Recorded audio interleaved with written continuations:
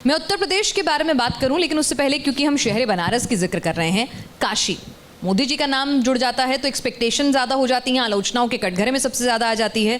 तो काशी के लिए बतौर औद्योगिक विकास मंत्री आपने क्या कुछ किया जो आप जनता के बीच में लेकर जाएंगे? ये काशी अपने आप में एक आध्यात्मिक, ऐतिहासिक और दुनिया की सबसे बड़ा शहर कहा गया।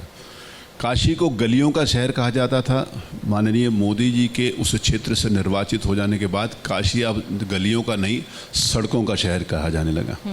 काशी अध्यात्म के नाते से बाबा भोलेनाथ की नगरी है और बाबा भोलेनाथ के दरबार पर पहुंचने के लिए किस कठिन परिस्थितियों का सामना करना पड़ता था, वो एक जो इमेजिनेशंस के बाहर हो सकती है, जिसके बारे में आप सोच भी नहीं सकते, वो बाबा विश्वनाथ कॉरिडोर को माननीय प्रधानमंत्री जी के नेतृत्व में हमारे प्रदेश के माननीय मुख्यमंत्री जी ने उसको करके दिखाया है।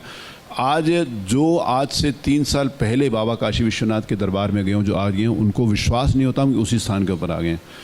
शहर के डेवलपमेंट के साथ साथ पूर्वांचल का बहुत महत्वपूर्ण इंडस्ट्रियल डेवलपमेंट भी वहाँ पर आवश्यक था, क्योंकि मैं इस बात को कहता हूँ कि जिस समय दिल्ली से चले, दिल्ली का अपना कैपिटल होने के नाते से एडवांटेज है, और fortunately we are an important part of Delhi NCR, जहाँ पर गौतम बुद्ध नगर है और नोएडा इंडस्ट्रियल डेवलपमेंट अथॉरिटी हो गई, या फिर हमारी यमुना हो गई, या ग्रेटर नोएडा हो गई, या फिर गौतम बुद्ध नगर की, ये तीनों अथॉरिटीज़ हो गई।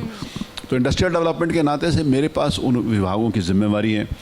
Express way industrial development authorities के नाते से मेरे पास एक्सप्रेस वे की भी जिम्मेवारी है। तो ये यहाँ पर इंडस्ट्रियल डेवलपमेंट हुआ, अब पहले नहीं होता था। पहले भी, जैसे मैं इस बात को कहता हूँ, अखिलेश जी तो कहते हैं उनके एक्सप्रेस वे पर आप लोग गाड़ी दौड़ाते हैं और फोटो खिंचाते हैं। मुझे नहीं मालूम कि उनके कौन से एक्सप्रेस वे के ऊपर फोटो खिंचा रहे हैं। मैं पूछना चाहता हूँ कि पूर्वांचल एक्सप्रेस वे, जिसका उन्होंने बिना लैंड एक्विजिशन के टेंडर कर दिया था व्यक्तिगत स्वार्थ के लिए, जब हमारी सरकार बनी थी तो उसके ऊपर 30% भी लैंड एक्विजिशन नहीं था।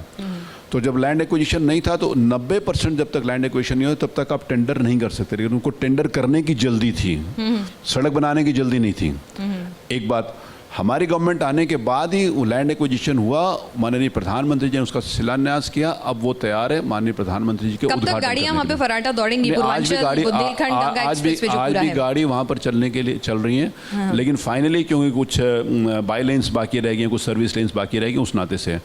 दूसरी बात ये कहते हैं कि उनके द्वारा उनके जो फोटो हम खिंचा रहे हैं, तो मैं ये कहना चाहता हूँ कि जो उन्होंने प्रोजेक्ट शुरू करते थे, इसका शिलान्यास वो करते थे, उन्हीं के पिताजी ने एक बार ये कहा था, सब टेलीविजन्स ने, आपने भी बड़े प्रोमिनेंटली दिखाया था, कि श्री मुलायम सिंह यादव जी ने कहा है कि तुम शिलान्यास तो करवा लेते, उद्घाटन नहीं करवाते।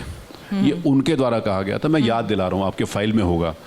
मैं अगर ये कहते हैं कि उन्होंने किया था शुरू, हमने इसको बनाया है, जी, तो मुझे लगता है कि उनको पूरे प्रदेश में बड़े बड़े होर्डिंग लगाने चाहिए और ये कहना चाहिए कि हमने शुरू किया था, हम बड़े नालायक थे, कुछ नहीं कर पाए, आपको बहुत बहुत धन्यवाद कि आपने करके दिखाया है।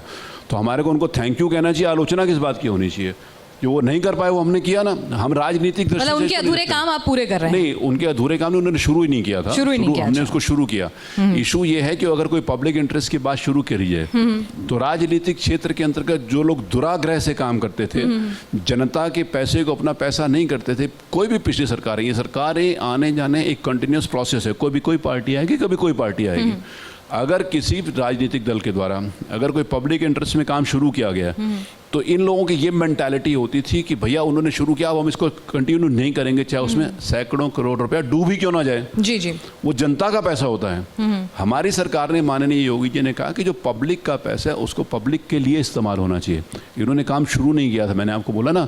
अब हम कहें कि इन्होंने क्योंकि सोचा था इस काम को करेंगे और उसके ऊपर 30% लैंड एक्विजिशन हो गया था, बाकी इन्होंने कुछ नहीं किया था, तो हम उसको छोड़ देंगे, ये नहीं है।